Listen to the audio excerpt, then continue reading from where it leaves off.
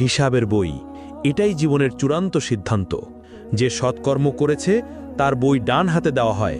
সে আনন্দে বলে ওঠে, নাও পড়ো আমার হিসাব। আমি নিশ্চিত ছিলাম আমাকে হিসেব দিতে হবে।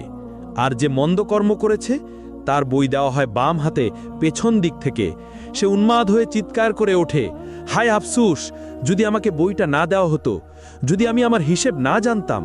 তখন মানুষ ভয়ে হতাশায় মিথ্যা বলল, ইয়া রব, আমি কিছুই করি নাই। ইয়া রব, আমি জানতাম না। ইয়া রব, আমি নির্দোষ। ইয়া রব, এটা আমার ছিল না, আমি খেয়াল করিনি। তখন আল্লাহ বললেন, মিথ্যা বলো না, তোমরা সত্য লুকাতে পারবে না। সবকিছু লেখা আছে, সবকিছু সংরক্ষিত আছে।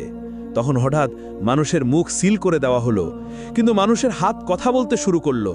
মুখ নেই, কিন্তু শব্দ আসে। ইয়া রব, এই হাতে সে টাকা চুরি করেছে। ইয়া রব, এই হাতে সে হারামে হাত দিয়ে